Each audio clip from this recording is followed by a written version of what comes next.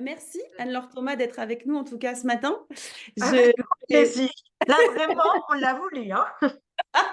On l'a voulu, on y est, donc on y est arrivé. Je vais me permettre Exactement. de présenter un petit peu le webinaire avant de commencer, avant de rentrer dans le vif du sujet. C'est un webinaire d'ouverture du forum Emploi et Diversité qui est organisé par Mixi Job, hein, qui est la plateforme d'emploi de la diversité. Et aujourd'hui, vous l'avez vu, hein, vous vous êtes inscrit à ce webinaire. Notre thématique, c'est construire l'avenir, l'inclusivité au cœur de l'ADN d'un grand groupe, hein, de L'Oréal. Et ce forum, c'est important de le rappeler aussi, il intervient dans le cadre de la Semaine de l'entreprise responsable et inclusive, qui est proposée par le Mouvement des entreprises de France et l'Association française des managers de la diversité. Je vous rappelle qu'on est ensemble pour 45 minutes. Donc, on va avoir une demi-heure d'échange avec Anne-Laure Thomas. Et puis après, à peu près 15 minutes de questions-réponses. Vous allez pouvoir utiliser le chat et poser toutes vos questions. Si durant le webinaire, il y a des questions que je juge pertinentes par rapport à ce qu'on se dit, Anne-Laure, je proposerai d'en prendre quelques-unes. Voilà, on n'attendra peut-être pas la fin de la session. Et voilà, donc on va commencer avec vous. Je rappelle votre poste, hein, Anne-Laure Thomas, vous êtes directrice diversité, équité et inclusion chez L'Oréal France. Et pour commencer ce webinaire, bah, tout simplement, chère Anne-Laure, je vais vous proposer de vous présenter, de présenter un petit peu votre rôle au sein de L'Oréal et vos activités. Avec grand plaisir, Fanny. Donc déjà, bonjour à toutes et à tous. Vraiment désolée des aléas du direct parce que franchement, on est resté hyper zen avec Raïla à distance, mais impossible d'avoir une connexion. Donc vraiment, toutes nos excuses et toutes mes excuses, Fanny aussi, parce qu'en fait, j'enchaîne à 10 heures et je devrais vous laisser. Donc n'hésitez Ah, pas. on Moi, je aura un suis petit peu là. plus. Ok, Bah ouais, ça devait être 9h15, je suis vraiment confuse, mais pas de c'est pas souci. grave. Voilà, on va se faire une demi-heure d'échange tous Ouais, ensemble. Moi, je suis à votre disposition pour répondre aux questions au fur et à mesure et on fera avec ça. grand plaisir pour que ce soit le plus interactif possible. Je vais faire Super. des petites réponses courtes si ça vous va et comme ça, si certaines personnes Ouais, veulent qu'on aille approfondir certains points, on ira ouais. ensemble approfondir certains points. Et donc, effectivement, je m'occupe de la diversité au sein du groupe L'Oréal pour les 15 000 collaborateurs en France. Avant, Mhm. j'exerçais les mêmes fonctions pour le groupe La Poste. Et j'ai eu le plaisir également d'être pendant plus de 3 ans et demi avec Joanne Titran, coprésidente de l'Association française des managers de la diversité. Je suis également extrêmement investie dans le secteur associatif, que ce soit pour le handicap ou également sur les jeunes des zones rurales avec l'association Tous en stage, pardon, pour l'accompagnement des stages de troisième et de seconde pour les quartiers prioritaires et également d'autres assos en faveur des femmes. Donc voilà, plusieurs sujets, mais tous aussi passionnants et importants les uns que les autres. Super. Alors, j'aimerais qu'on commence par parler un petit peu de la politique, diversité et inclusion et des valeurs que vous partagez. Avec grand plaisir. On travaille au sein du groupe Floral comme tous les groupes, je pense, hein, vraiment à partir des critères de discrimination, donc à partir de la loi, et on en a dégagé 5 axes prioritaires, j'aime pas dire prioritaires, mais 5 axes sur lesquels on va être plus focusé, qui sont tout ce Mm. qui va être l'égalité femmes-hommes, tout ce qui va être la lutte contre l'homophobie, la transphobie, tous les sujets des générations avec l'emploi des jeunes et l'emploi des moins jeunes, comment tout au long de la carrière, jusqu'au départ en retraite, on va accompagner nos collaborateurs et nos collaboratrices avec un focus sur toutes les discriminations qui vont être liées à l'âge.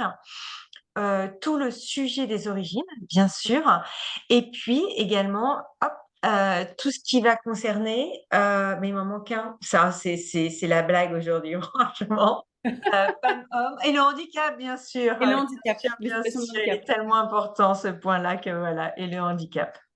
Bon, bah, très bien. Donc ça, c'est tous vos axes d'action un petit peu hein, sur lesquels vous travaillez.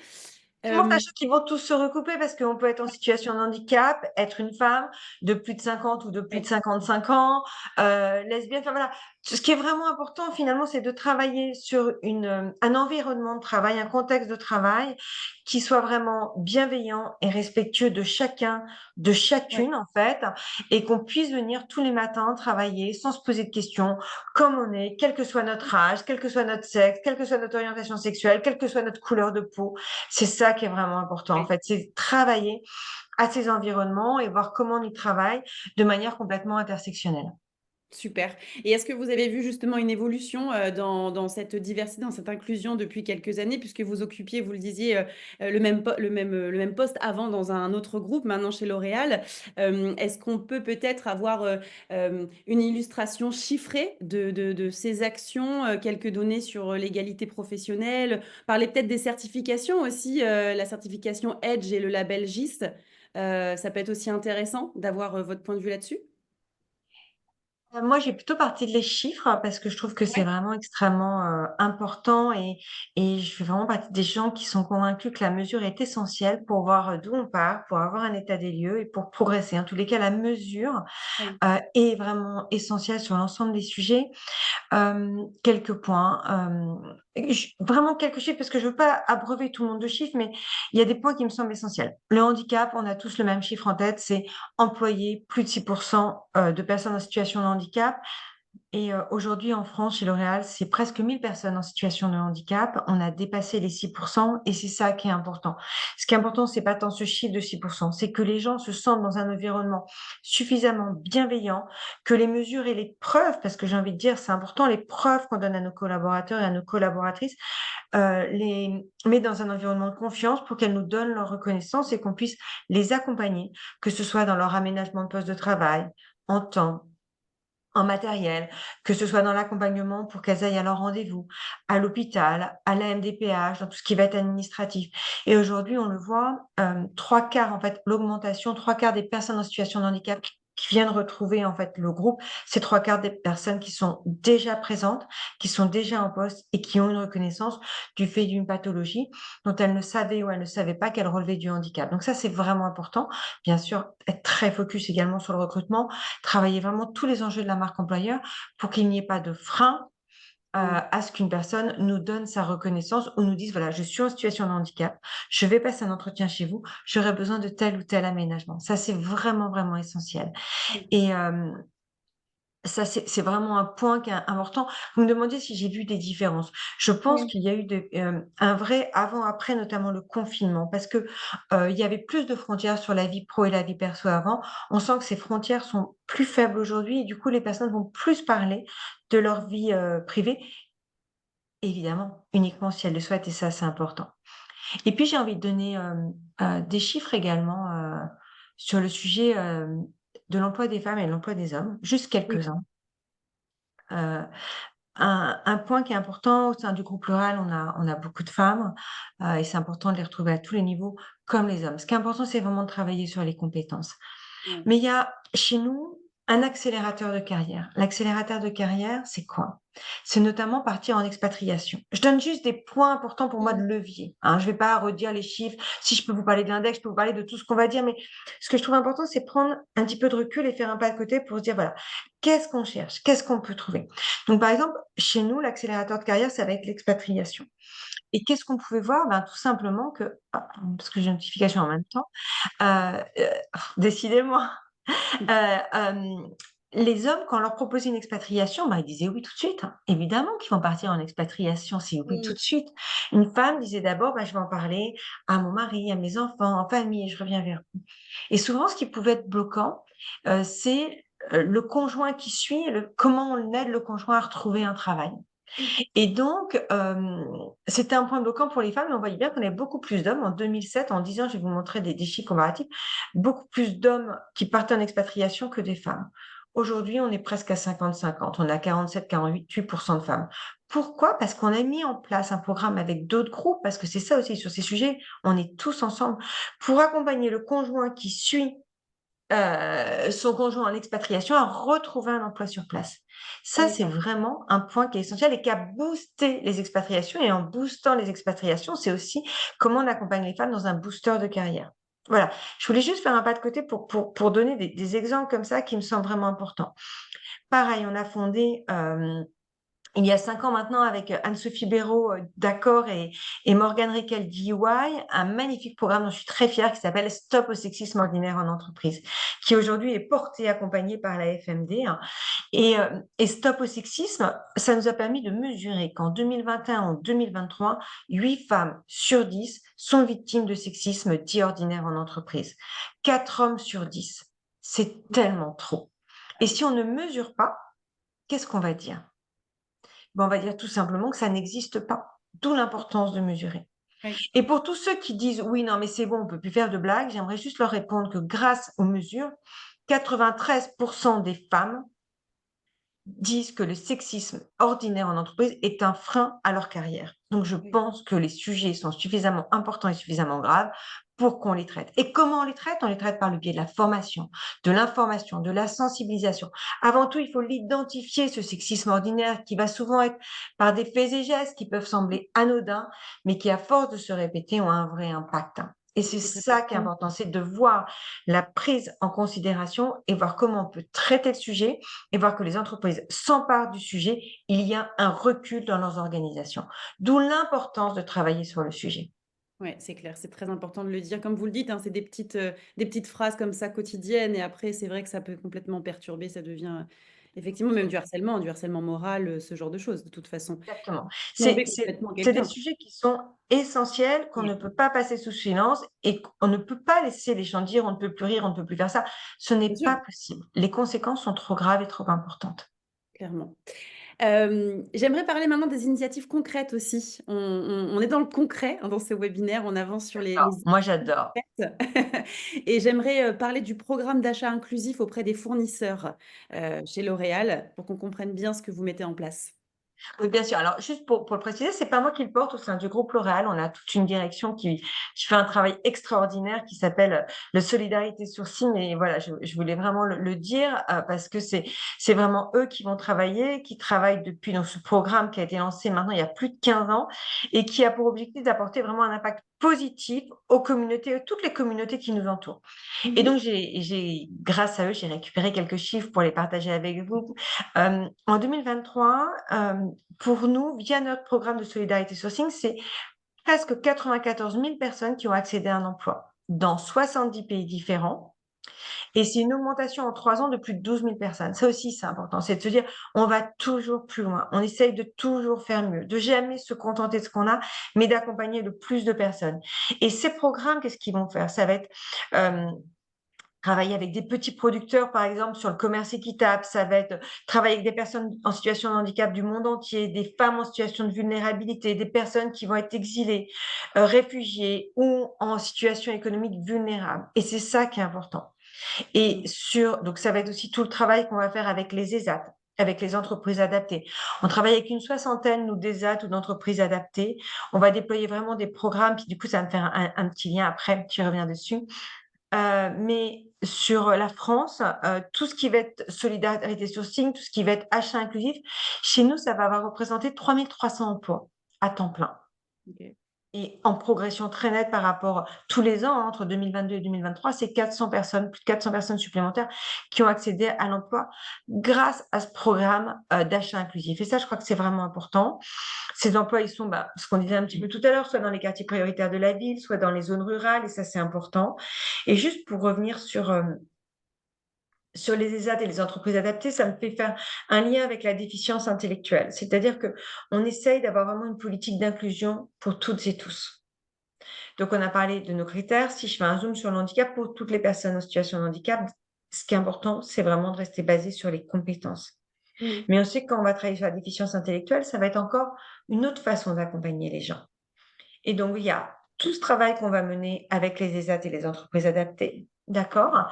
Mais également tout ce qu'on va faire pour insérer des personnes avec une déficience intellectuelle dans nos usines, dans nos centrales, dans nos sièges.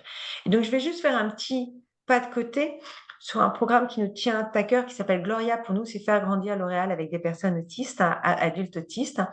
Dans nos usines, on a aujourd'hui 18 personnes qui sont autistes avec déficience intellectuelle plutôt sévères. La plupart ne verbalisent, n'oralisent même pas. Et ils sont avec nous, intégrés dans nos usines pour travailler avec une conversion en CDI de leur contrat.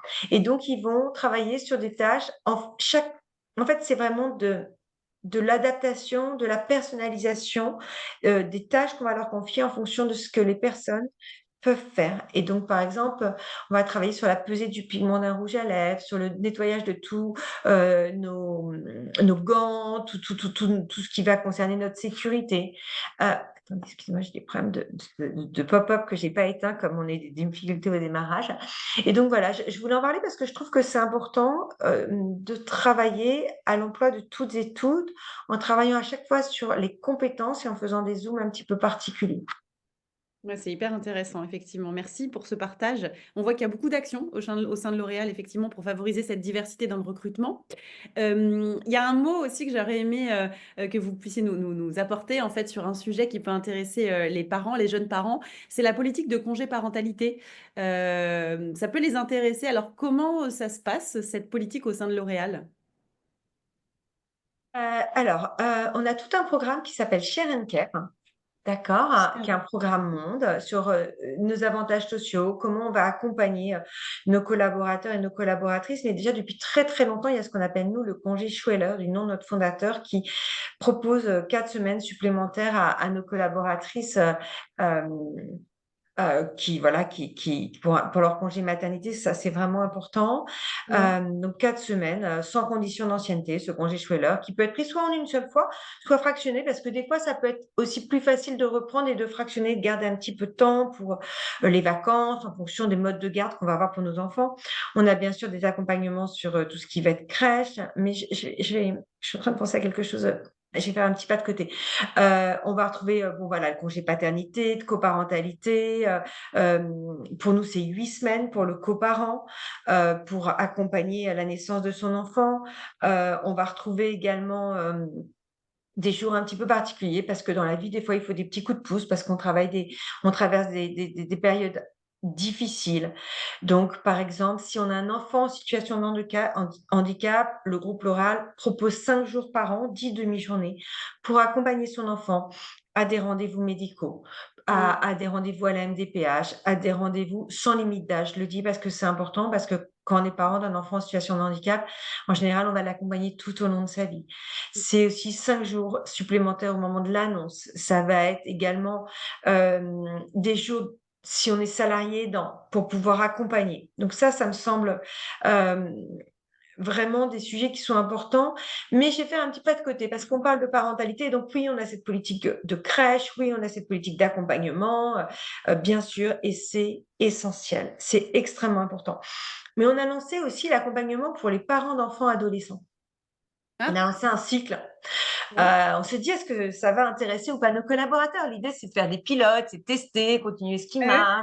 ce qui marche moins bien, de l'arrêter. Enfin voilà, c'est d'être dans l'innovation et surtout de répondre, en fait, aux besoins. Et on a lancé donc ce cycle en janvier dernier, donc c'est tout nouveau ce que je vous dis, Mm. on a commencé en janvier avec une conférence sur Parcoursup. Parce que Ok. quand on écoute les parents des étudiants en première et en terminale, Parcoursup, on s'en fait tous une montagne. Tous ceux qui sont passés par Parcoursup vont me comprendre. Et en fait, lancer cette conférence, c'est expliquer simplement Parcoursup, son fonctionnement à nos collaborateurs sur le temps du déjeuner, pendant 1 heure et demie, avec une coach, en Parcoursup qui va pouvoir répondre à toutes les questions et accompagner. Et on ne s'attendait pas à un tel succès. Ça a été un très gros succès. Alors on a continué. On s'est D'accord. dit: «Bah, quand on a des adolescents, ce qui est compliqué parfois, c'est de maintenir le dialogue avec son adolescent. Oui. Comment je fais pour le maintenir ce dialogue?» Alors on a fait venir un psychologue spécialisé dans le suivi des adolescents et dans le suivi des adolescents et des jeunes adultes, avec Caroline Vigneault, l'humoriste, ancienne Oui. avocate qui fait Ah bah oh oui. j'adore, elle me fait terriblement rire, notamment avec ses ados sur Instagram. Et donc on est venu parler de tous les sujets pour qu'il y ait pas de sujets tabous. Oui. Et puis on a continué, excusez-moi, j'ai quelqu'un qui a vraiment envie de me parler. Heu, on a C'est normal. continué avec, au mois de juin, le harcèlement scolaire. Et D'accord. là, le harcèlement scolaire, c'est essentiel, donc je reviens sur le harcèlement scolaire, pardon, parce qu'en septembre, on a fait une autre, puis je vais revenir en arrière parce que je vais vous raconter quelque chose qui est d'actualité sur le harcèlement scolaire et puis j'ai envie de passer un petit peu de temps parce que je pense qu'on peut toutes et tous être concernés, Oui. à titre personnel aussi et en tant que témoin. Donc je veux vraiment, m'arrêter 5 minutes sur le harcèlement scolaire. Oui. À la rentrée, on a fait les écrans numériques pour les 0 à 6 ans. Oui. Et puis finalement, on a débordé un peu sur les ados parce que tous les parents se disent, mais oui, mais non, mais il faut pas, mais finalement, avec son ado, à quel âge peut lui donner un téléphone, un ordinateur? Enfin, Ouais. il faut aussi vivre avec son temps. Donc, on a, voilà, l'idée, c'est de pas avoir de jugement, c'est avoir des types, des questions, des réponses pour être tous ensemble. Alors, je Mm. reviens sur le harcèlement scolaire. Pourquoi? Parce que quand j'ai fait cette conférence sur le harcèlement scolaire en juin dernier, j'ai rencontré une association, qu'une fondation peut-être, e-enfance, qui est pour moi vraiment, ça a été une découverte et un coup de cœur. Cette fondation, en fait, c'est le numéro du 3018. Alors, je vais vous le répéter 3 fois ou 4 fois, là, hein. Pourquoi le 3018? Parce que c'est le numéro d'appel quand on est victime ou témoin de harcèlement scolaire ou de cyberharcèlement. Et pourquoi c'est extrêmement important? Parce qu'ils vont avoir déjà toute une cellule de psychologues, une cellule de juristes pour accompagner et pour pouvoir retirer le contenu indésirable dans les réseaux sociaux. C'est important, eh oui. Et ça, c'est extrêmement important parce que moi, je pensais la première que ce n'était pas possible. Eux Ouais. ont tous les accès. Ils ont tous les accès pour accompagner les victimes et on ne peut pas passer sous silence le harcèlement. Ce n'est plus possible. On l'a passé trop longtemps sous silence. Et donc, ce qu'on a vu, nous, avec la Fondation et Enfance, et j'invite un certain nombre de mes homologues, et s'il y a des entreprises qui sont intéressées, je les intéresse le lundi 20, je les invite. Lundi prochain, le 21, la Fondation et Enfance va venir chez nous, chez L'Oréal, pour nous former pendant 1 heure et demie à leur slide pour qu'on puisse la redéployer. Donc, ce sera simple, mais qu'on puisse passer les messages à nos stagiaires de seconde et à nos stagiaires de troisième. Parce que, alors moi, je ne fais que répéter ce qu'ils disent, donc j'aimerais vraiment pas dire de bêtises, mais il y a du harcèlement, bien sûr, en primaire. Il y en a au collège et en volume, c'est le plus important. Et il y en a au lycée et c'est le plus violent. Et Ouais. ça, ce n'est pas possible de continuer sans rien dire. Donc, ils vont nous mettre en main une présentation lundi prochain après-midi qu'on pourra faire pendant une durée d'une demi-heure, 40 minutes, hein, c'est eux qui vont nous former à ça lundi prochain, au stage de troisième et de seconde qu'on accueille pour le diffuser et que le maximum de jeunes connaissent ce numéro du 3018 également, avec tout ce qui va avec, la confidentialité, l'anonymat. Oui. Donc voilà, donc si certains nous écoutent et ont envie d'être formés ou que des gens de leur entreprise qui vont accueillir des stages de troisième soient formés pour pouvoir déployer, bah, vous serez les bienvenus, vous me faites un petit mail et on vous accueillera avec plaisir. Ouais, donc lundi prochain, Exactement. très bien. Donc le 30-18, on le répète encore, effectivement. Ah, Donc, le 30-18, on le c'est ça, Fanny, on retient. s'arrête pas. On ne s'arrête pas, on le retient. On sait que c'est anonyme Donc, entre. je suis désolée parce que c'était pas du tout notre sujet, mais je trouvais que Oui, c'était mais important. c'est important, puis ça fait partie aussi de l'importance de l'inclusivité, c'est de la diversité aussi, c'est de pouvoir aussi Exactement. oser et dénoncer les choses qui se passent. Donc ça, c'est Et important. tester, en fait, tester parce qu'on a beaucoup travaillé sur la parentalité Ouais, des jeunes enfants, mais la parentalité des ados, on l'a pas sous c'est vrai. silence. Or, c'est un moment extrêmement important où les parents, c'est presque plus tabou de dire je dois rentrer voir mon ado que je dois aller Oui, m'occuper de mon enfant. Mais en oui. fait, un adolescent a autant besoin de parler, de s'exprimer, d'échanger avec son parent. Et surtout, Ouais. ça va pas être comment tu vas mon chéri ou ma chérie. Non, ça va être au moment où notre ado a envie de parler qu'il va falloir être là. Et donc, c'est extrêmement important, je pense, de pouvoir se dire: «Attention, on n'est pas parent que jusqu'à 3 ans ou 6 ans, on est parent tout le temps» et de pouvoir tout simplement se donner, ben, des tips, des choses qui font que peut-être que ça va servir, peut-être pas, mais si ça sert ne serait-ce qu'à 1, 2, 3 personnes et ben, c'est déjà génial. Parfait. J'aimerais aussi qu'on parle des initiatives réussies en France. Est-ce que vous avez quelques exemples à nous donner concrètement? J'en ai plusieurs, donc je vais en parler parce que j'en ai qui sont collectives avec d'autres entreprises, puis d'autres qui sont individuelles, mais je trouve que c'est super important, donc je vais les passer un petit peu vite. Et surtout, vous n'hésitez pas à me dire s'il y a des questions, hein, Fanny. Oui, J'ai non, parlé pas très pas de souci. J'ai parlé très vite du programme Gloria sur l'insertion des personnes autistes, donc je ne vais pas revenir dessus. J'ai parlé un petit peu de Stop au sexisme, et ça aussi, c'est extrêmement important. C'est comment je lutte contre le sexisme ordinaire dont on en parlait tout à l'heure. Ces propos, ces gestes, ces blagues aussi, qui vont avoir un impact sur la carrière des femmes et des hommes. C'est souvent lié à la parentalité sur les hommes. Comment je fais pour stopper ça? Mais j'ai envie de vous parler de 2 autres programmes dont on n'a pas parlé. Je vais commencer par le programme sur l'âge. On en a sur pas mal, sur les générations. Comment je fais pour accompagner mes collaborateurs et mes collaboratrices tout au long de la carrière? D'accord? Tout au long de la carrière, donc il y a l'emploi des jeunes et là, il y a l'emploi des moins jeunes. Et donc, avec le Club Landois, on a créé une charte en 10 points sur l'engagement des plus de 50 ans et l'emploi des plus de 50 ans. Et chez L'Oréal, on l'a décliné sur un programme en 5 points. Le premier, c'est comment je lutte contre les biais et les stéréotypes. Et ça, c'est essentiel. C'est essentiel, c'est aussi la représentation. Comment Mm. je vois des collaborateurs, nous, chez nous, on a 30% de collaborateurs de plus de 50 ans. Comment je les vois partout, sur mes slides, sur mes photos. C'est extrêmement important pour lutter contre les stéréotypes. Comment je fais des formations? On a en fait un séminaire d'intégration chez nous. Toutes les personnes qui rentrent chez Oral ont un séminaire d'intégration. Et maintenant, on met plus de 20% de personnes de plus de 50 ans parce qu'on fait aussi son réseau comme ça. Ah oui. Après, le deuxième pilier, ça va être tout ce qui est santé et bien-être. Et donc, on fait attention à la santé et au bien-être de nos collaborateurs tout au long de leur carrière. À 50 ans, on va faire un, un point médical genré, et j'insiste parce que c'est important, parce qu'on ne va pas chercher forcément la même chose chez les hommes que chez les femmes. Et on va faire un bilan de santé poussé sur les femmes, par exemple, liées à la ménopause ou sur des recherches de cancer, pour être vraiment dans la prévoyance. Avec également des discussions avec un coach, un nutritionniste, pour faire un check-up un peu global sur la façon... Après, chacun s'empare comme il veut, hein, mais son Mm. bien-être, sa santé, comment prendre soin de soi. Le troisième point de ce programme en 5 étapes, et c'est le central sur la mobilité et l'employabilité. Comment tout au long de ma carrière, je vais travailler sur mes compétences. On n'est pas la même personne à 20 ans, à 30 ans, à 40, à 50, à 60. Qu'est-ce qu'on a envie de faire et comment on peut le faire? Parce que la formation qui date d'il y a 20 ou 30 ans, j'ai envie de dire, elle est un petit peu obsolète. Donc, comment on va retravailler sur les compétences qu'on a pu acquérir, les compétences professionnelles, mais aussi les compétences personnelles. Je pense par exemple aux aidants. Il y a une semaine, c'était la journée nationale des aidants. Les aidants vont acquérir énormément de compétences. Quand on devient parent, on a des compétences. Quand on travaille dans un club de sport, enfin, quand on est bénévole dans un club de sport, pardon, on va avoir aussi des compétences. Comment on les regroupe pour voir qui on est, quelle personne on devient, qu'est-ce qu'on a envie de faire pour travailler sur l'avenir. Le quatrième volet, je vais passer un petit peu vite, c'est comment je prépare ma retraite, parce qu'en fait, ça ne se prépare pas à 58 ou à 60 ans. La retraite, ça se prépare 20 ans avant, Oui. notamment financièrement. Donc, comment je peux Oui. accompagner et préparer ma retraite.